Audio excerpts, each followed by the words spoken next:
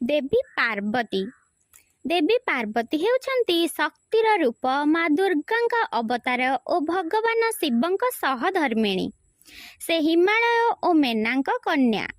ପାର୍ବତୀ ଶବ୍ଦର ଅର୍ଥ ହେଉଛି ପର୍ବତର କନ୍ୟା। ସେ ଛୋଟବେଳୁ ଧୀର, ଶାନ୍ତ ଓ ଭକ୍ତିଶୀଳ ଥିଲେ।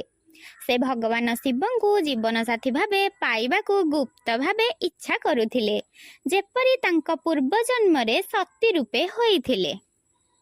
ପୂର୍ବ ଜନ୍ମରେ ସତୀ ଦକ୍ଷ ପ୍ରଜାପତିଙ୍କ କନ୍ୟା ଥିଲେ। ସେ ଶିବଙ୍କୁ ବିବାହ କରିଥିଲେ, କିନ୍ତୁ ଦକ୍ଷ ଶିବଙ୍କୁ ଅପମାନ କରିଥିବାରୁ ସତୀ ଅଗ୍ନିକୁଣ୍ଡରେ ଦେହତ୍ୟାଗ କଲେ। ତାପରେ ଶିବ ବିଷଣ୍ଣ ହୋଇ ସମସ୍ତ ସଂସାରରୁ ବିରକ୍ତ ହୋଇ ତପସ୍ୟାରେ ଲାଗିଥିଲେ। ଏହି ସମୟରେ ଦେବୀ ହିମବନ୍ଧୁଙ୍କ ଘରେ ପାର୍ବତୀ ରୂପେ ଜନ୍ମ ନେଲେ। ଛୋଟବେଳୁ ସେ ଶିବଙ୍କ ଭକ୍ତିରେ ମନୋନିବେଶ କଲେ। ଶିବଙ୍କ ପ୍ରେମ ପାଇବା ପାଇଁ ସେ କଠୋର ତପସ୍ୟା କଲେ।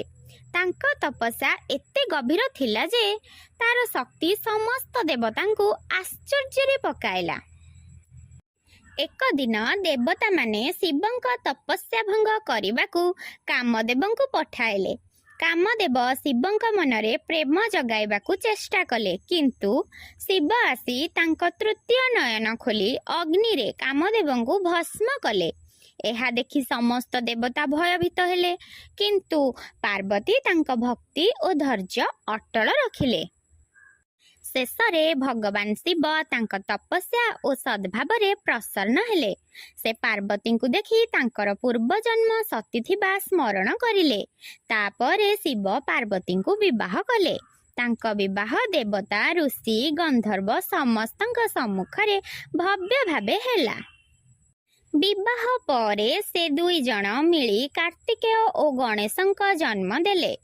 ଗଣେଶ ହେଲେ ବୁଦ୍ଧି ଓ ବିଦ୍ୟାର ଦେବତା, ଆଉ କାର୍ତ୍ତିକେୟ ହେଲେ ଯୁଦ୍ଧର ଦେବତା।